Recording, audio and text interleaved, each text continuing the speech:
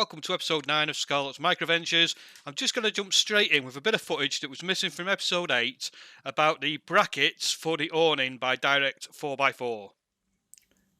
What you're looking at here are my roof bars and the brackets that come from Direct 4x4 and how I've fitted them to the roof bars. Now, admittedly, in the instructions to fit them, it says that this L shape that's pointing up here should be pointing down, and that's the correct way to fit them.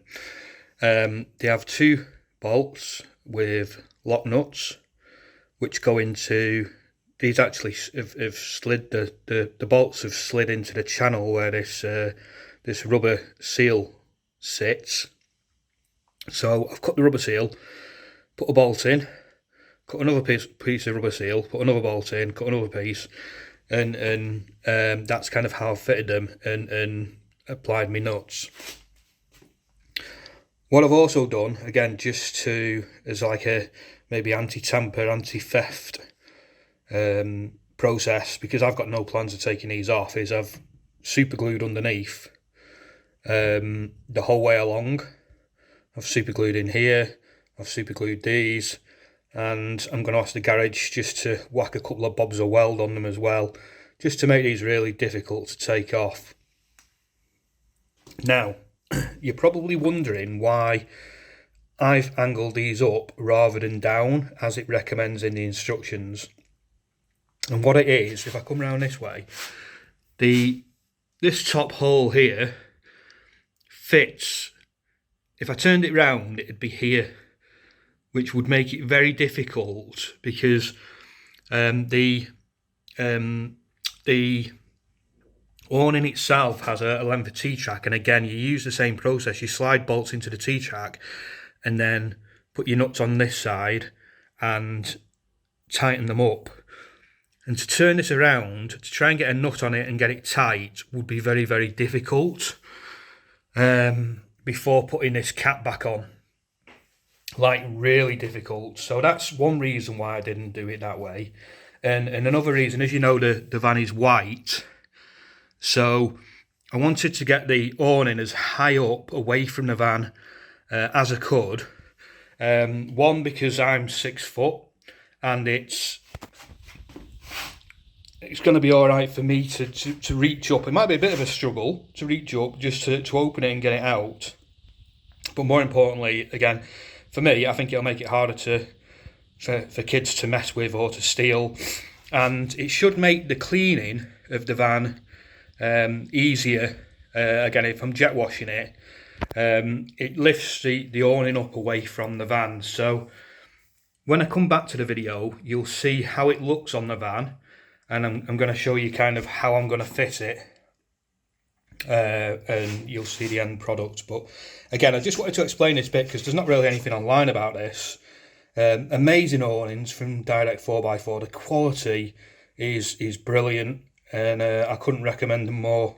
And it's, again, something I've bought for my own personal use. So that's how they attach to your roof bars. Now, something that I must add is that I could have turned these around and I could have moved this bolt further up and moved the bracket further up and had it overhanging the roof bars, which would have allowed me to get the nut on and slide the bolt in. So I could have had it as an overhang and been able to fit it with these pointing down. And probably that would be there, and my recommendation, if you want to fit it that way, would be, as I said, just if you imagine just sliding this up so it was overhanging, and then the L bracket would come down off the edge. But again, I didn't want to do that, and that's my personal choice. Perhaps not the recommended way of fitting, but for me, I just thought that the longer this is on here, considering it's only got 2 bolts and it has only come with 8 bolts and 8 nuts.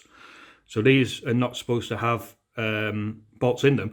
I just thought with this being longer here, it would spread the load further over the bars rather than having a shorter bracket on here and having it hanging over. It might be overkill. It probably is. But as I said, that was just my choice. But you can fit them correctly, and I could have fitted them as per the instructions. I've just chosen to do it my own way. So, again, that's a choice that you will make. So that's the awning installed on the van. If you want to see the detailed installation of me actually installing the top part of the awning myself, then just refer back to episode 8 because everything's covered there. I'll show you a quick series of photos. This was the insulation for the floor, the ceiling, and the ply for the ceiling going in. What a pig that was. Getting it carpeted, getting the lights in there, getting the floor in. I think I used 12mm ply, the side wall. Building of the bed, never built a bed before, just built a fixed single bed and covered it in ply and carpeted it. And then the lights all working. That was a kitchen unit I built, and unfortunately some scrote robbed my badge. What I'm doing here is I'm just installing the window. I drilled 4 holes in each corner after marking it out with some tape, and then I got my jigsaw, cut a square. Not a bad job for an amateur at all.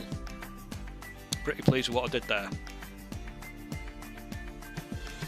That's on super speed, by the way. It wasn't that quick. Once the unit's all done, it's going to look like that, which is pretty cool, I think. I know my square's not completely square, but it'll be right. And that's the finished product. There we go.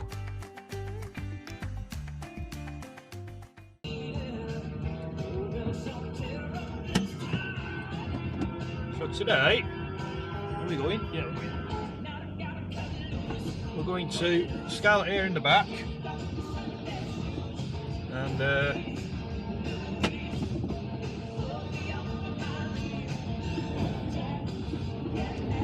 we're going to get some worktop for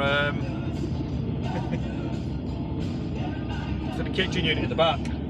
I put the window in yesterday, so it's the first day that the van's been driven with the window in. I've bought this piece of Douglas fir, which is going to be my worktop. I like the live edge on it. Just cut it now to see how it fits in here, and that's as far back as I'd like, but it'll do. Got to have a bit of an overhang, that's quite important. And what I'm going to try and do is sand it down.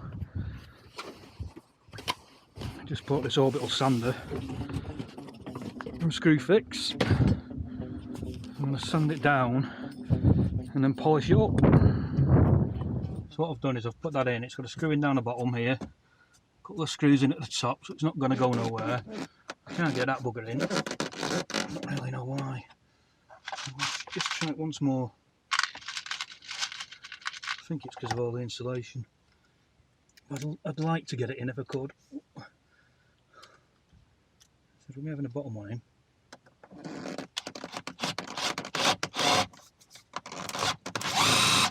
No, it's not going. Not going that. I'm not going to worry about that. That's not going in. But we're in, and it's not going nowhere. So I can get my carpet in, try and get it finished.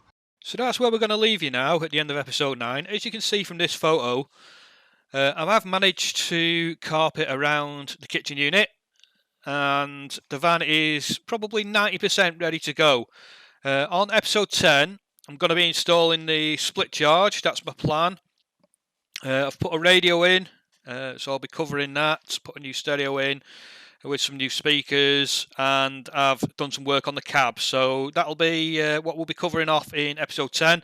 This was just, I went out into the wilderness just to give the awning a bit of a test, just to check that I could set it up on my own with it being 1.4 metre. No problem at all. It's really sturdy, and the van is actually ready for its maiden voyage, which should be happening this weekend of the, where are we now? About the 23rd of April.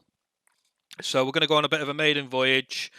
Although we've got engine warning lights, we're still going to go and give it a go and see how we get on. So, yeah, look out for episode 10. If you've enjoyed what you've seen, pop us a subscription, pop us a like. Any comments, we reply to them all. And we look forward to seeing you this time next week on Scarlett's Micro Ventures. Thanks for watching.